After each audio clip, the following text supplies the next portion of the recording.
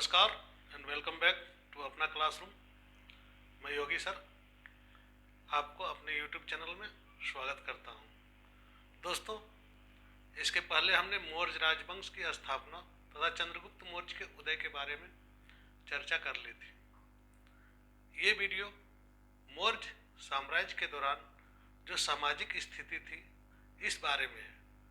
दोस्तों, यह प्रश्न हमेशा पूछे जाते हैं, बार बार मुख्य परीक्षा में इस प्रश्न को दोहराया गया है और झारखंड लोक सेवा आयोग ही नहीं, बिहार लोक सेवा आयोग, यूपीएससी, यूपीपीसीएस और अन्य राज्य सेवा आयोग परीक्षाओं में भी इस प्रश्न को इतनी बार पूछी गई है कि इस प्रश्न की महत्ता इसी से निश्चित हो जाती है कि यह प्रश्न कितना इम्पोर्टेंट रखता है आपके जीवन में। तो हमें social condition of Mauryan age के बारे में पढ़ना है और आज मैं आपको social condition of Mauryan age के बारे में बताऊंगा। तो दोस्तों, इसमें प्रश्न इस प्रकार से पूछे जाते हैं कि मौर्य काल की सामाजिक दशा का चित्रण करें, यानी कि what is the social condition of Mauryan as.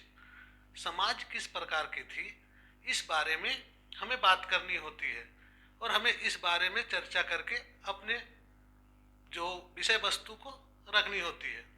दोस्तों, यह बहुत ही इम्पोर्टेंट टॉपिक है जिसमें आपको अधिकतम नंबर उठाने की संभावना होती है। यह प्रश्न छोड़ने लायक नहीं है क्योंकि इस प्रश्न में सारी चीज़ें आपके पास उपलब्ध है, सभी स्रोत से आपको जानकारियाँ मिल जाती है, स्पष्ट जानकारी मिल जाती है। इसलिए इस प्रश्न को छोड़ना किसी भी रूप में, मतलब इसे छोड़ना एक प्रकार से गुनाह ही कहा जा सकता है। किसी भी रूप में इसे छोड़ना आपके लिए घातक ही सिद्ध होगा। तो दोस्तों, चलिए प्रश्न को ध्यान दिए कि मौर्य शासन व्यवस्था में मौर्य समाज की रूपरेखा दे या सामाजिक दशा का चित्रण अपने शब्दों में करें। इस प्रकार से प्रश्न आते हैं। कभी कभी सामाजिक दशा के साथ साथ आर्थिक दशा को भी इसमें दे देते हैं। क्योंकि दोनों अगर मिल जाते हैं तो प्रश्न ज़्यादा नंबर के होते हैं। कभी कभी अलग से पूछे जाते हैं।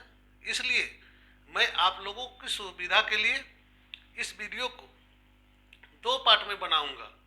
एक पार्ट जो है हमारे सामाजिक व्यवस्था पर होगी, दूसरी पार्ट जो बनेगी वो मौर्यों की आर्थिक व्यवस्था और उनके धर्म से संबंधित होगी। तो स्टार्ट करते हैं दोस्तों। मौर्य काल की सामाजिक व्यवस्था के बारे में मैं डिस्कस करता हूँ।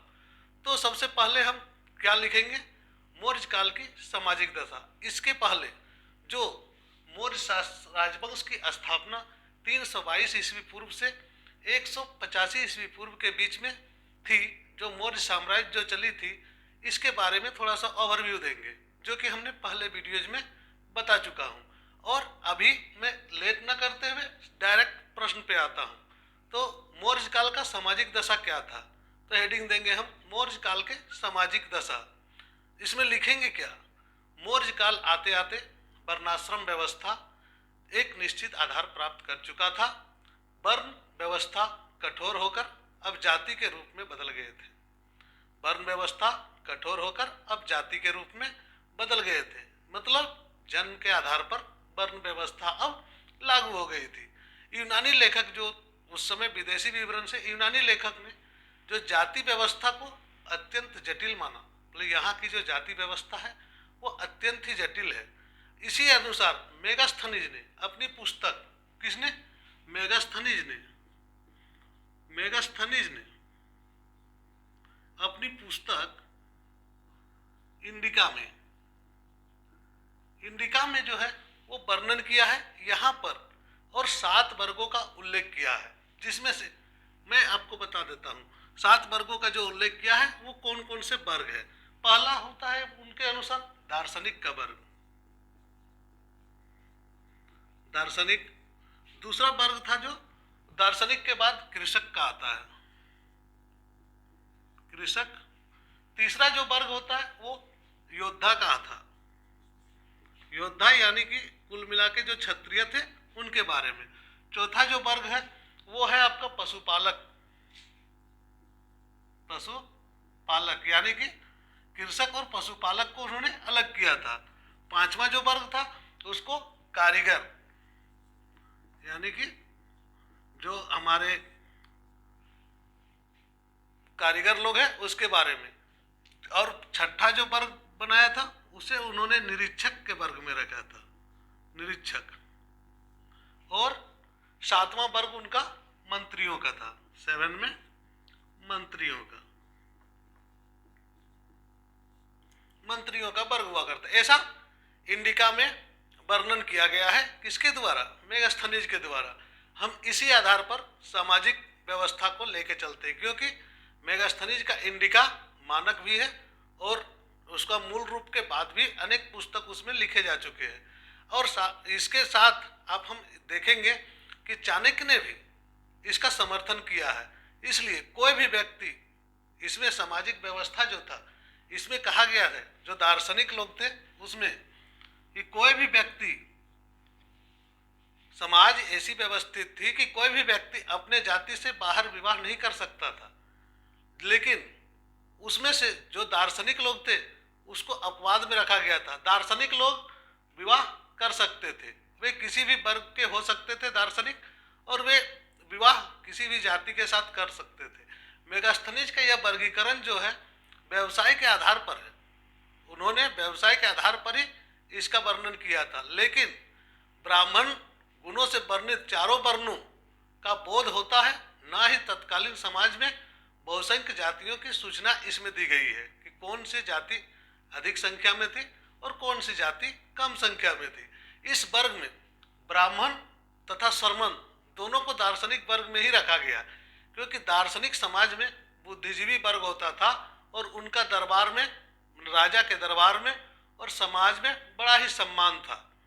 राज्य में जो अपने राजस्व से, राजा जो होते थे वे अपने राजस्व से एक भाग निकाल के दार्शनिकों का भरण पोषण पर व्यय करता था।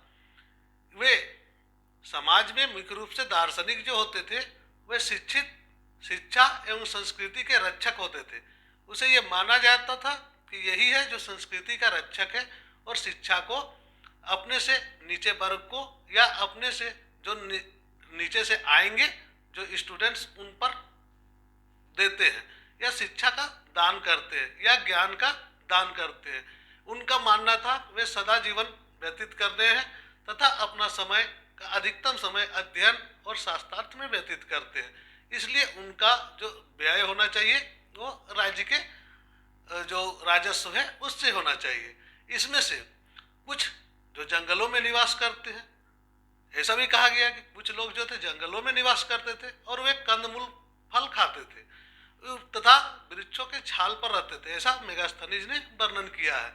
यूनानी लेखकों में वनों में रहने वाले इन लोगों को सन्यासियों के नाम से उल्लेख भी किया है। अशोक के अभिलेख में भी, अशोक जिनके बारे में मैं आगे बताऊंगा, क्लास लूंगा, अशोक के अभिलेखों में भी गृहस्थ और सन्यासियों तथा वनों में विचरण करने वाले श्रमणों का उल्लेख है। इसके पश्चात हम आते हैं कृषक कौन थे। वाकई में कृषक का समाज में क्या रोल था और क्या था। चारों आश्रमों में जो कृषक था व्यवस्था, जो चारों आश्रमों की जो व्यवस्था प्रचलित थी उसमें देश की बहुसंख्य भाग, मतलब जितनी संख्या थी उसमें अधिकतर संख्या कृषकों की थी इस दौरान, और वे सादगी का जीवन व्यतीत करना पसंद करते थे और साथ ही साथ नगर की चहल पहल से दूर भी रहते थे। मेगास्थनीज के अनुसार, मेगास्थनीज ने कहा है कि सट्टा यानी कि कृषक अपने कामों में लगे रहते थे। उनका जो शब्द है सट्टा वो कृषकों पर है, वे अपने काम पर लगे रहते थे तथा जिस समय सैनिक युद्ध करते थे उस समय कृषक अपना कृषि कार्य करते थे। सैनिक अगर युद्ध भी कर रहे हो तब भी कृषक अपने कृषि कार्य में लगे हुए थे। यानी कि कुल मिला के कृषकों का जीवन सादगीपूर्ण रहा और वे लोग समाज में सिर्फ राजस्व में योगदान देते थे, अपने कृषि कार्यों से मतलब रखते थे, उन्हें युद्ध से या राज्य के चहल पहल से कोई लेना देना नहीं होता था, वे अपने खेतों तक सीमित रहते थे। उसके पश्चात हम चर्चा करेंगे योद्धा के बारे में। समाज में योद्धाओं का बहुत ही सम्मान था। मुख्य रूप से जो योद्धा होते थे वे क्षत्रिय वर्ग के लोग होते थे और वे केवल सैनिक कार्य ही करते थे, यानी कि युद्ध में ही व्यस्त रहते थे। लेकिन कृषक और कारीगर तथा व्यापारी जो थे वो सैनिक कार्यों से मुक्त रहे हैं। कृषक, कारीगर और व्यापारी जो वर्ग थे वो सैनिक कार्यों से मुक्त रहते थे और वे गांवों में निवास करते थे। पशुपालक और शिकारी खाना बदोश जीवन व्यतीत करते थे, ऐसा कहा गया है इन समाज के बारे में। अर्थशास्त्र में यह पता चलता है, अर्थशास्त्र में यह लिखा गया है कि दासों की स्थिति यहाँ संतोषजनक थी, यानी कि उन्हें संपत्ति रखने का भी अधिकार था, बेचने का भी अधिकार प्राप्त था। उसके साथ अनुचित व्यवहार करने वाले स्वामी को अर्थशास्त्र में के अनुसार दंड भी दिया जाता था। यानी अर्थशास्त्र में यह वर्णित किया गया है कि दासों के साथ आप गलत व्यवहार नहीं कर सकते। साधारणतः जो युद्धबंदी होते थे उसे ही मलेच्छ लोगों को दास बनाया जाता था। युद्धबंदी में जो मलेच्छ लोग होते थे उन्हें ही दास बनाया जाता था, मलेच्छों को दास बनाया जाता था। लेकिन अगर युद्धबंदी कोई क्षत्रिय या ब्राह्मण है तो ब्राह्मणों को जो ज्ञान है तो वो दार्शनिक बन जाते थे। क्षत्रिय जिनमें सैन्य की योग्यता होती थी वह सेना में आते थे। अशोक के अभिलेख में दासों तथा भृत्यों के साथ उचित बर्ताव के बारे में भी उपदेश दिया गया। अशोक का अभिलेख बार बार आएगा और अशोक के अभिलेख हम पढ़ाएंगे, अगला वीडियोज में अशोक के अभिलेख को मैं डालूंगा। अशोक के समय में बौद्ध धर्म की लोकप्रियता थी। अशोक तो बौद्ध धर्म के थे, बौद्ध धर्म की लोकप्रियता थी। इस कारण जाति प्रथा की कठोरता जो था वो इस समय समाप्त हो चुकी थी। इस कारण रोमिला थापर जो हमारे हैं इतिहासकार, रोमिला थापर तथा आर.एस. शर्मा जो आधुनिक इतिहासकार है, मौर्यकालीन समाज में शूद्रों की स्थिति को अत्यंत दयनीय होने की बात कहते हैं, लेकिन वे भी मानते हैं कि शूद्रों की स्थिति उतनी खराब नहीं थी। दोस्तों देखिए, भारतीय दासता जो थी वो जो दासता है यूनान और रोम के दासों से बिल्कुल अलग था।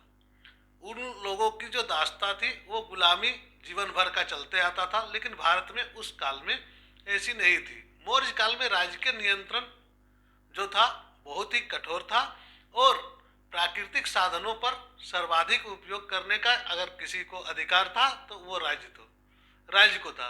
शूद्र वर्ण जो था रोमियो हेलाटो ने स्थिति में ला दिया था, यानी कि उसका स्थिति बहुत ही बढ़िया नहीं मानी जा सकती है, लेकिन फिर भी आप देखें तो रोम और यूनान से उनकी स्थिति भारत में अच्छी थी।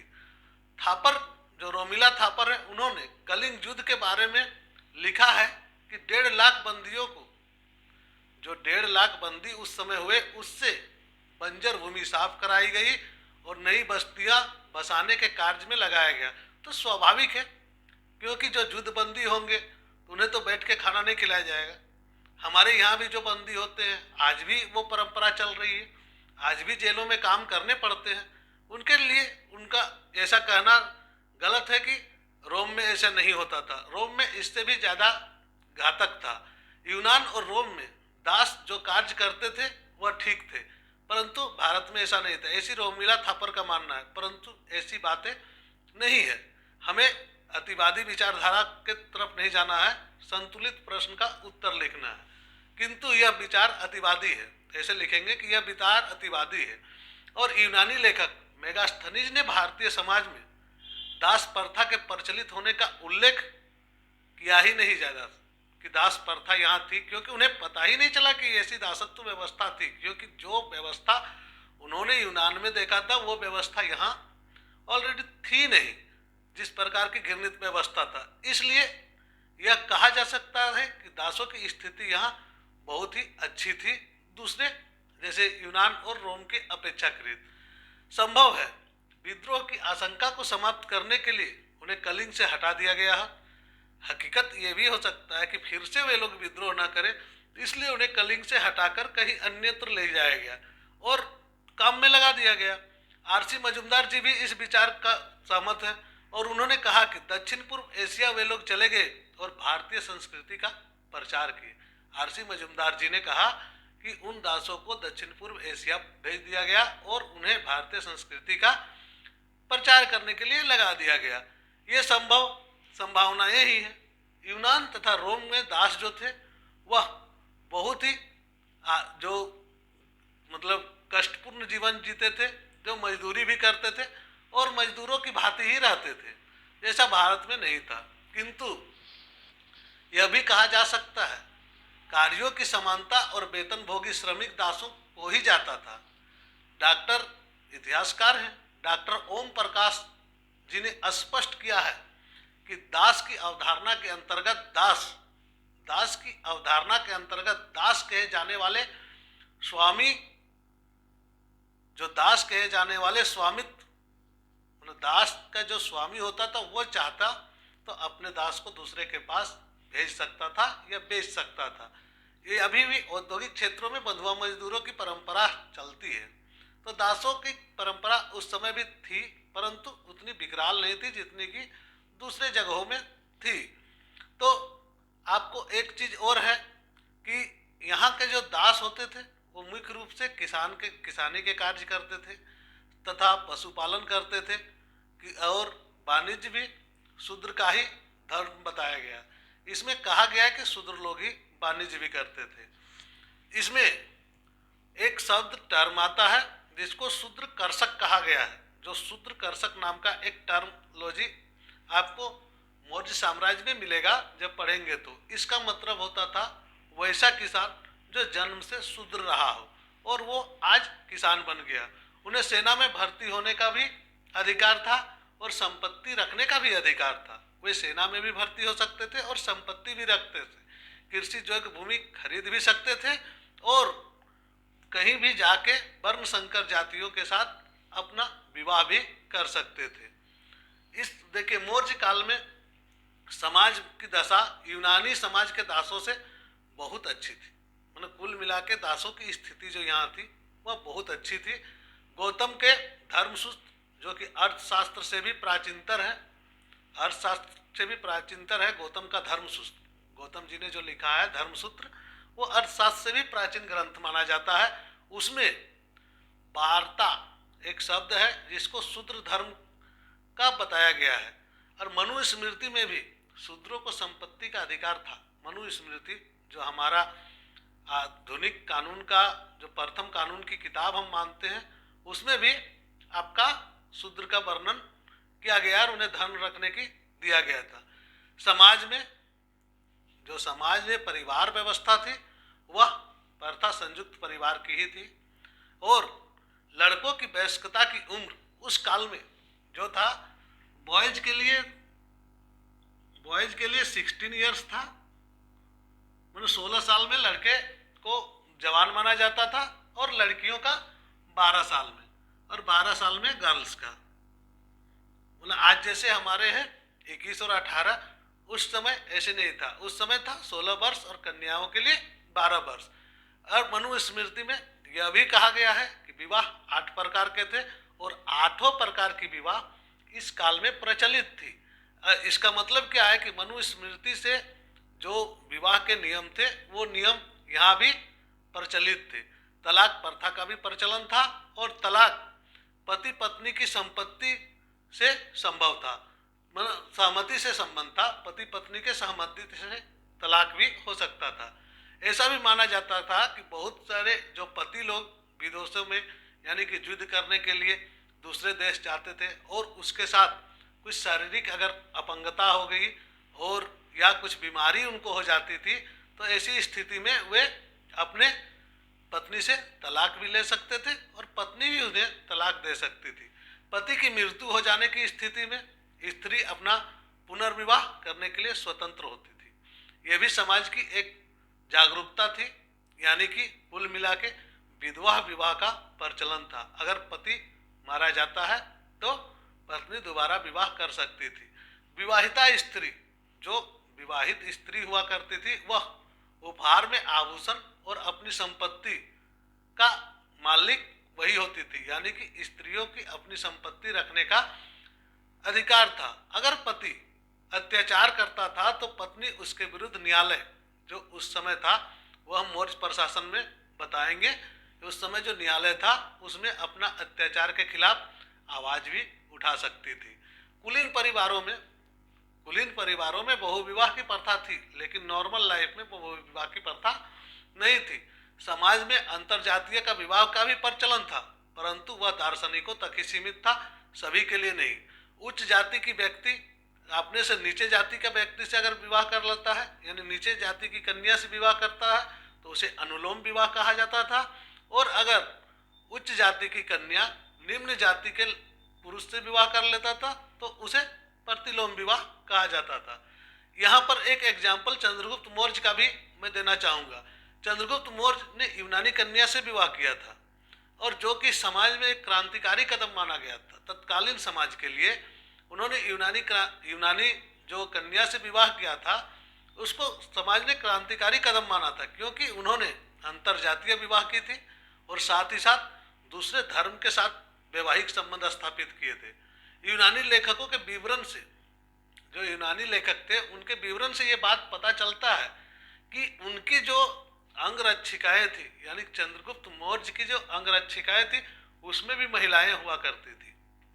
अर्थशास्त्र में स्त्री के लिए एक और शब्द का मतलब उपयोग किया गया है, जिसको शब्द था आपका असूर्य पश्चात। इसका अर्थ होता है कि सूर्य को न देख पाने वाली, यानी कि मतलब कुल मिला के यह है कि स्त्री घर की दहलीज में रहनी है, उन्हें वैसी स्त्री होती है जो कभी सूर्य का देखा नहीं, यानी कि अंतःपुर में वह निवास करती है। इस प्रकार से इससे क्या निष्कर्ष निकलता है? इससे निष्कर्ष निकलता है कि समाज में समाज में पर्दा प्रथा का प्रचलन था, यानी कि संभवतः सभी में नहीं होगा, लेकिन कुछ वर्गों में ये प्रथा थी, यानी कि उच्च कुलीन वर्गों में इस प्रकार की प्रथा रही होगी। अर्थशास्त्र में गणिकाओं के बारे में भी बताया गया है।